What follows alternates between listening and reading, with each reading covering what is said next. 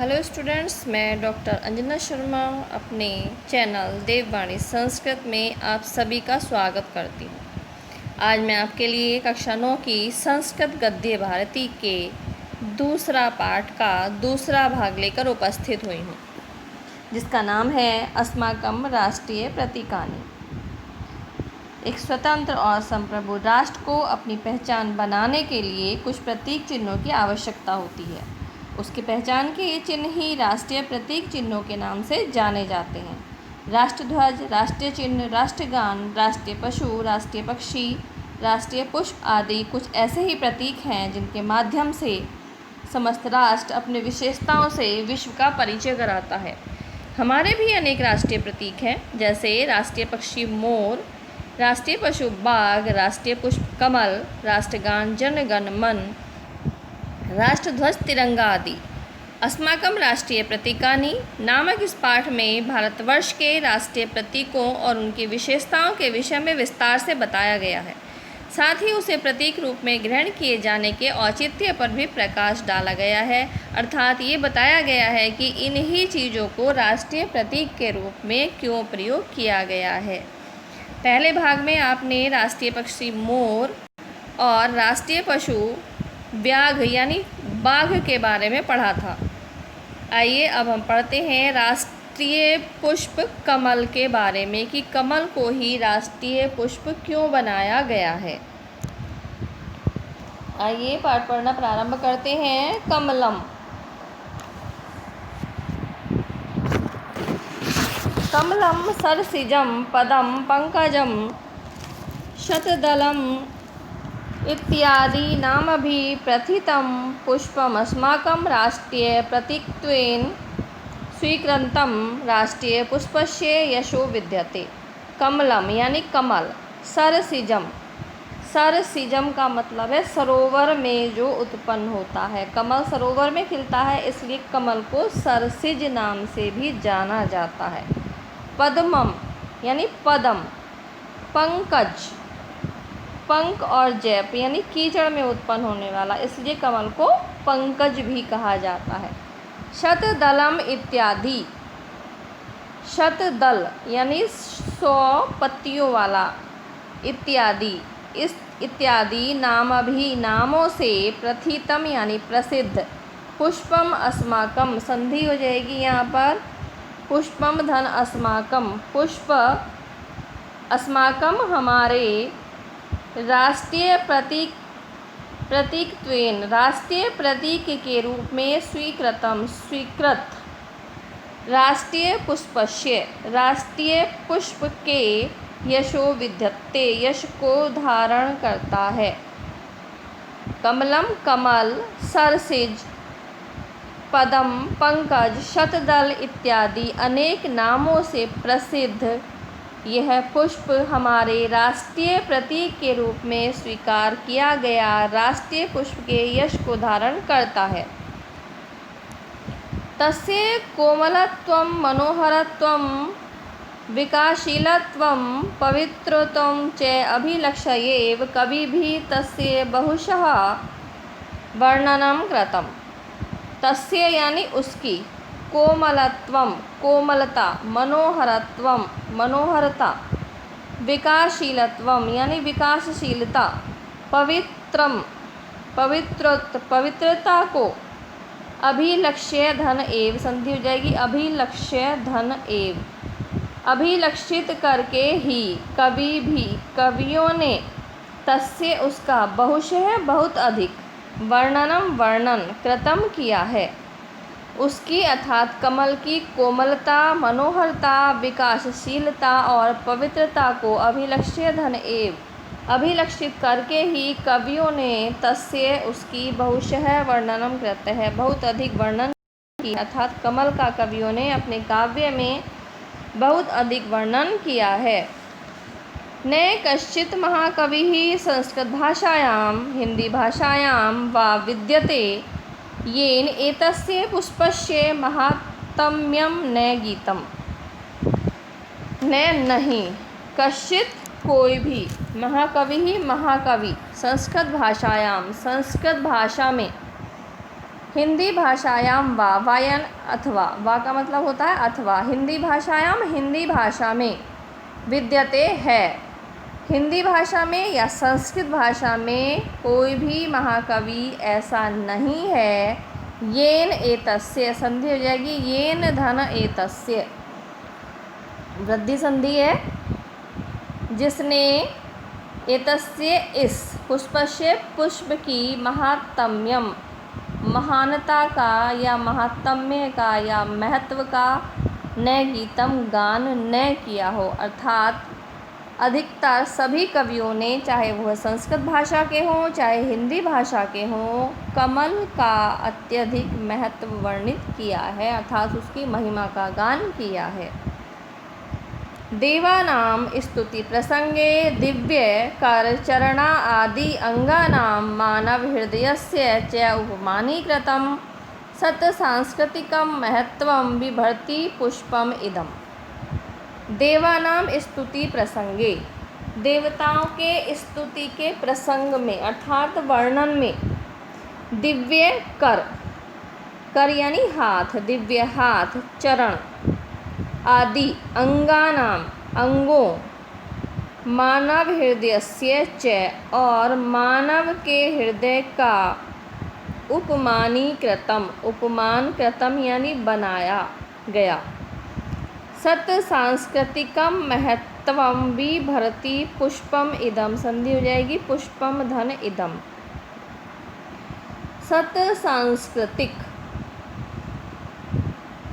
सुंदर या अच्छी, सांस्कृतिक, संस्कृति के, महत्व, महत्व को, बिभर्ति धारण करता है, पुष्पम, पुष्प, इदम यह, इदम पुष्पम यह पुष्प, अच्छी संस्कृति के महत्व को भी धारण करता है, अर्थात कमल के पुष्प में अच्छी संस्कृति के भी गुण पाए जाते हैं। शरद ऋतो मनोहरम पुष्पमिदं यत्र तत्र जलसंकुलेषु तडागेषु सरसु च अनायासेन उत्पद्यते वर्धते रविकर्णिकर संसर्गात् प्रस्फुटति। शरद धन ऋतौ, इस शब्द में आपकी संधि हो जाएगी शरद धन ऋतौ, यानी कि शरद ऋतु में, मनोहरम, सुंदर, पुष्पम इदम, फिर से संधि ये ऊपर वाला ही शब्द है जैसे अभी बताया था हमने यहाँ पर, पुष्पम इदम यह पुष्प, यत्र तत्र, यत्र तत्र जहाँ तहाँ, जल संकुलेषु, जल के से परिपूर्ण, तडागेषु, तालाबों में, सरसु, सरोवरों में, च अनायासेन, अनायासेन यानी अपने आप ही, सरलता से, उत्पद्यते उत्पन्न होता है, वर्धते बढ़ता है, रवि कर निकर, रवि यानी सूर्य की, कर निकर किरणों के, संसर्गात संपर्क से, प्रस्फुटति खिलता है। शरद ऋतु, शरद ऋतु में मनोहर यह पुष्प जहाँ तहाँ, जल संकुलेषु, जल से परिपूर्ण, तडागेषु, तालाबों में, सरसु च, और पोखरों में, अनायासेन, सरलता से, उत्पद्यते उत्पन्न होता है, वर्धते बढ़ता है, और रवि कर निकर संसर्गात, रवि कर निकर यानी सूर्य की किरणों के संपर्क से, प्रस्फुटति खिलता है। पंके जायते पंकजम जल संयुगम शरत्कालाच् अवाप्य वर्धते शोभते च तथैव कस्मिंश्चित् कुले जातः जनः सौविध्यम् उपयुक्तावसरश्च लब्ध्वा वर्धितुं क्षमतः इति तत्पुष्पस्य राष्ट्रकृते सन्देशः। पंके जायते पंकजम, पंके यानी कीचड़ में, जायते उत्पन्न होकर, पंकजम यह पंकज यथा कमल, जल संयोगम जल के संयोग से, शरत कालात् च अवाप्य, संधि हो जाएगी शरत कालात् च अवाप्य, और शरद ऋतु को अवाप्य प्राप्त कर, वर्धते बढ़ता है, शोभते च और शोभा पाता है, तथैव संधि हो जाएगी, यहाँ पर वृद्धि संधि है। तथा धन एव, तथैव उसी प्रकार, कस्मिंश्चित् कुले, कस्मिंश्चित् किसी भी कुले कुल में जातः उत्पन्न हुआ जनः मनुष्य सौविध्यम उपयुक्ता अवसरश्च, सौविध्यम सुविधा और उपयुक्त अवसरः उपयुक्त अवसर को लब्ध्वा पाकर वर्धितुम बढ़ने में क्षमतः समर्थ होता है। इति यही तत्पुष्पस्य, इस पुष्प का राष्ट्रकृते, राष्ट्र के लिए संदेशः संदेश है। अर्थात जिस प्रकार कमल कीचड़ में जल के संयोग से और शरद ऋतु को पाकर बढ़ता है, शोभा पाता है, उसी प्रकार से व्यक्ति किसी भी कुल में उत्पन्न हो, चाहे वह नीचे कुल में उत्पन्न हो या उच्च कुल में उत्पन्न हो, यदि उसे सुविधा और अनुकूल अवसर मिलता है तो वह आगे बढ़ने में समर्थ हो पाता है। यही यह कमल का पुष्प राष्ट्र के लिए संदेश देता है। आगे बढ़ते हैं। राष्ट्रगानम, अगला प्रतीक चिन्ह है हमारा राष्ट्रगान। सर्वेषां स्वतंत्र देशानां स्वकीयम एकम गानम भवति। सर्वेषां यानी सभी, स्वतंत्र देशानाम स्वतंत्र देशों का, स्वकीयम एकम संधि हो जाएगी से स्वकीयम धन एकम, स्व यानी अपने, एकम एक, गानम गान भवति होता है। सभी स्वतंत्र देशों का अपना एक गान होता है। तद एव संधि हो जाएगी, जैसे आपका यहाँ पर था तथैव में थी तथा धन एव वृद्धि संधि, वैसे ही तदा धन एव वृद्धि संधि, यानी कि दोनों में इसमें वृद्धि संधि है। तद एव उसी प्रकार, राष्ट्रगान संज्ञाया अवबुध्यते, राष्ट्रगान के संज्ञाया नाम से अवबुध्यते जाना जाता है। सभी स्वतंत्र देशों का अपना एक गान होता है। तदा एव और वह ही राष्ट्रगान संज्ञाया, राष्ट्रगान के नाम से अवबुध्यते जाना जाता है। प्रत्येकम राष्ट्रम स्वराष्ट्रगानस्य सम्मानं करोति। प्रत्येकम राष्ट्रम, प्रत्येक राष्ट्र, स्वराष्ट्रगानस्य अपने राष्ट्रगान का सम्मान करोति करता है। महत्सु अवसरेषु संधि हो जाएगी, महत्सु धन अवसरेषु, तद गानम गीयते। महत्सु अवसरेषु यानी बड़े बड़े, महत्सु बड़े बड़े, अवसरेषु अवसरों पर, तद गानम यह गान गीयते गाया जाता है। यदि कश्चित् अन्य राष्ट्राध्यक्षो अस्माकं देशम आगच्छति, यदि कश्चित् किसी अन्य दूसरे राष्ट्राध्यक्षो, दूसरे राष्ट्र का अध्यक्ष, अस्माकं देशम आगच्छति, देशम आगच्छति यहाँ भी आपकी दीर्घ संधि है, देशम धन आगच्छति, देश में आगच्छति आता है। तदा तब, तस्य सम्मानाय उसके सम्मान में, तस्य राष्ट्रगानम उसका राष्ट्रगान, च वादक बाधते, तस्य राष्ट्रगानम उसका राष्ट्रगान, अस्मद राष्ट्रगानम और अपना राष्ट्रगान, वादकई वादकों द्वारा वाद्यते बजाया जाता है। यदि किसी अन्य राष्ट्र का अध्यक्ष अस्माकं देशम आगच्छति हमारे देश में आता है, तदा तब, तस्य सम्मानाय उसके सम्मान में, तस्य राष्ट्रगानम उसका राष्ट्रगान, अस्मद राष्ट्रगानम और हमारा राष्ट्रगान, वादकई वाद्यते वादकों द्वारा बजाए जाते हैं। महतीनां सभानां समापने तस्य गानम आवश्यकम। महतीनां यानी बड़ी बड़ी, सभानां सभाओं के, समापने समापन पर, तस्य गानम उसका गान अर्थात राष्ट्रगान का गाना आवश्यक होता है। विद्यालयेषु प्रार्थनान्तरं प्रतिदिनं राष्ट्रगानं गीयते।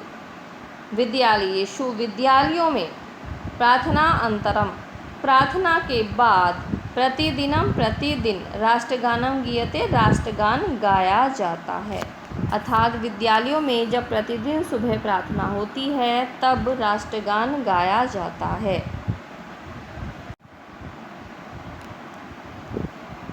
अस्माकं राष्ट्रगानं विश्वकविना कवीन्द्रेण रवीन्द्रेण रचितः जनगणमन इति संज्ञाया विश्व अस्मिन् विश्वे विश्रुतं वर्तते। अस्माकं राष्ट्रगानम, हमारा राष्ट्रगान। विश्वकविना, विश्वकवि कवींद्रेण, प्रसिद्ध कवि रवींद्रेण, रवींद्र द्वारा रचित जन गण मन इति संज्ञया, इस नाम से विश्व अस्मिन्, समस्त विश्व में, विश्वे विश्रुतम वर्तते, विश्व प्रसिद्ध है। अस्माकं राष्ट्रगाने भारत अंगभूतानाम् अनेक प्रान्तानां विन्ध्य हिमालय पर्वतयोः गंगा यमुना प्रभृतीन् नदीनां च उल्लेखं कृत्वा देशस्य विशालत्वं, राष्ट्रस्य अखण्डत्वं, संस्कृते गौरवश्च विश्वकविना वर्णितम्। अस्माकं राष्ट्रगाने, हमारे राष्ट्रगान में, भारत अंगभूतानाम अनेक प्रांतानाम, संधि हो जाएगी, भारत धन अंगभूतानाम, धन अनेक प्रांतानाम, भारत के अंगभूत अनेक प्रांतों, विंध्य हिमालय पर्वतयों, विंध्य और हिमालय पर्वतों, गंगा यमुना प्रभृति, गंगा यमुना आदि, नदी नाम च उल्लेखम, संधि हो जाएगी यहाँ पर, नदी नाम च उल्लेखम, नदियों का उल्लेख कृत्वा करके, देशस्य देश के, विशालत्वम विशालता, राष्ट्रस्य अखंडत्वम, संधि हो जाएगी यहाँ पर भी, राष्ट्र की अखंडता, संस्कृते गौरवश्च, और संस्कृति और गौरव को, विश्व कविना, विश्व कवि ने वर्णितम वर्णित किया है। हमारे राष्ट्रगान में क्या क्या विशेषता है? अस्माकं राष्ट्रगाने, हमारे राष्ट्रगान में, भारत अंगभूतानाम अनेक प्रांतानाम, भारत के अंगभूत अनेक प्रांतों, विंध्य हिमालय पर्वतों, विंध्य और हिमाचल पर्वतों, गंगा यमुना प्रभृति नदीनाम उल्लेखम कृत्वा, गंगा यमुना आदि अनेक नदियों का उल्लेख करके, देशस्य देश के, विशालत्वम विशालता, राष्ट्रस्य अखंडत्वम और राष्ट्र की अखंडता, संस्कृति और गौरव को, विश्व कविना वर्णितम, विश्व कवि ने वर्णित किया है। राष्ट्रगानम इदं द्वापंचाशत्पलात्मकं भवति। राष्ट्रगानम इदं, संधि हो जाएगी यहाँ पर भी, यह राष्ट्रगान द्वापंचाशत, 2 और 50 यानी 52, पलात्मकम पलों का या सेकंड का भवति होता है, अर्थात यह राष्ट्रगान 52 सेकंड में गाया जाता है।